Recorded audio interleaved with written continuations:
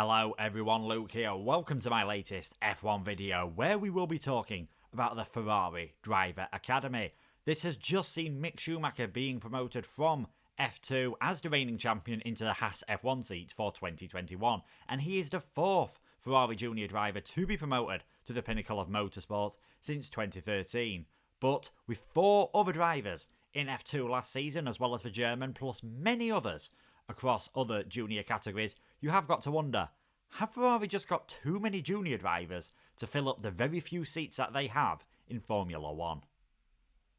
It's fair to say, in Ferrari's long and varied history in Formula 1, they don't really promote young drivers to the top team that much. You could arguably say that their first real success with the Ferrari Driver Academy was the late Jules Bianchi. Driving from Russia in 2013 and 2014, he was probably a shoo-in for the Scuderia at some point, maybe even in 2015, if it hadn't have been for that tragic accident at the Japanese Grand Prix. Since then, we have seen Leclerc start off with the Sauber team and go into Ferrari for 2019. It was only his second season in Formula 1, but the results proved it was definitely the right decision for the team to make. They've now signed Carlos Sainz from outside the academy, but it's still one of the most inexperienced lineups we've seen Ferrari have in history, especially when you compare it to Schumacher and Barrichello, and even Vettel and Raikkonen with the many world titles and Grand Prix they had between them.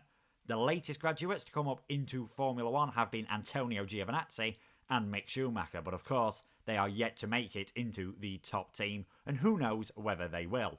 In my opinion, Callum Ilott should have had a chance in F1 last year, but we've already gone through this. There is a limited number of seats in the sport. But I think the real talent in the FDA still lies in Formula 2. And the young talent I am talking about is the Russian Robert Shwartzman. Joined the Ferrari Driver Academy in time for the 2018 season when he won the Toyota Racing Series over in New Zealand, following in the footsteps of Lance Stroll, who used to be a member of the Ferrari Driver Academy as well some years before he joined F1, and Lando Norris. In 2019, the Russian won the inaugural F3 Championship, driving for the Prema team, and that earned him a promotion to Prema's F2 team for the 2020 season. In F2, he won more races last year than any other driver, ending up finishing fourth in the championship, and it was just that little bit of consistency that cost him rather than pure pace, because you could argue, especially in that first half of the season, he was probably faster than Mick Schumacher, who ended up taking the championship. There's no reason why, if the Russian doesn't carry on this form next year, he can't end up earning a promotion to Formula 1, but it's where he would fit in that is the problem. Let's start with the Haas F1 team, where Mick Schumacher is driving in the 2021 season. Could Haas decide to swap one Russian for another for 2022 and get rid of Nikita Mazepin for Shwartzman? Now, Mazepin is bringing a hell of a lot of funding, probably more than what Shwartzman and his SMP Racing backing can bring in. SMP Racing do bring a lot of money into Formula 1. It's what got Sergei Sorokin a drive in the 2018 Williams team, but I'm not sure they can quite compete with Nikita Mazepin and his father's chemical company. So I don't think replacing Mazepin is going to be a realistic ambition for 2022, unless the controversy surrounding Nikita just gets a bit too much for Haas to cope with. Likewise, can I really see them ditching Mick Schumacher after 1 year? Unless the German has an absolutely terrible year and they get rid, or he has an absolutely fantastic year and they put him into the Ferrari seat, either way. And I can't really see both of those scenarios happening, so I think the Haas door might just be closed. Leclerc and Giovinazzi, they both started off at Alfa Romeo, and this might be a more realistic option. I can't see Raikkonen or Giovinazzi really hanging around that team for too much longer. If Ferrari really had a lot of faith in Giovinazzi, why would they have signed Carlos Sainz? Why wouldn't they have promoted the Italian into Ferrari for next season? And how much longer can Kimi Raikkonen really hang around in Formula 1? I've been saying this every year since 2014, but I do believe this will be his last season. And eventually, a bit like Daily Express promoting snowstorms and Liverpool fans predicting they'll win the league, I've got to be right one of these days. Now, at the start of the video, we mentioned that there were 5 junior drivers in F2 in 2020 as part of the Ferrari Driver Academy. We know Mick Schumacher's in F1, we know Robert Shwartzman is in F2, But what of the other three? Another one who will be in F2 next season is Marcus Armstrong. The New Zealander had a decent start to F2, scoring 2 podiums in the first 4 races last year. Then he didn't score any points in the next 12 and ended up well beaten by Christian Lundgaard, his teammate.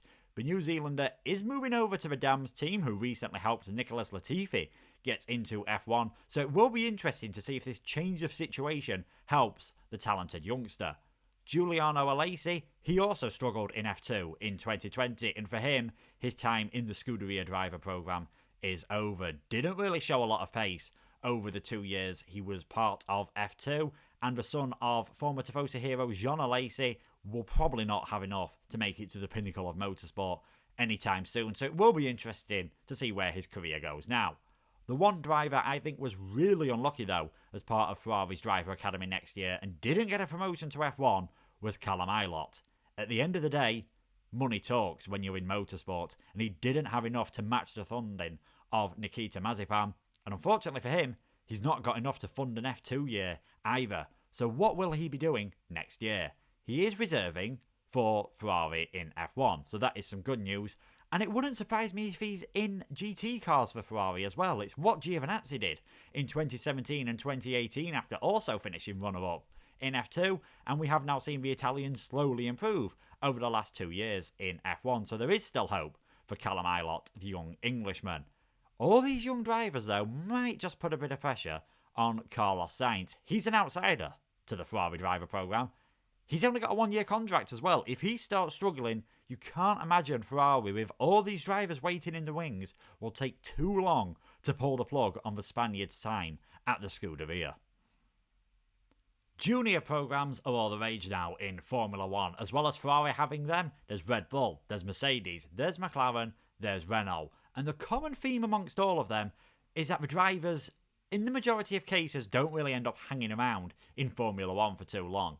And the main reason for that is there's simply not enough seats. There's only 10 teams in Formula 1, only 20 seats. And when you compare this to the early 90s, where there were sometimes up to 40 different drivers entering an F1 race, it's understandable that some drivers are going to be left frustrated.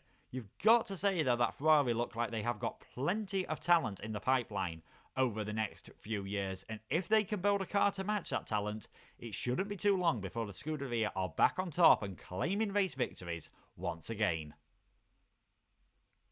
Well, that's the end of this video. Thank you so much for watching. If you enjoyed it, please leave a like and subscribe. Leave a comment on anything you thought about this. What would you do if you were in Ferrari's situation, and any other topics you'd like me to cover as part of F1 and the wider motorsport world? You can also check me out on Twitch, Facebook and Twitter, and my links to all those are in the description down below. And I'll see you next time for some more F1 content. Goodbye.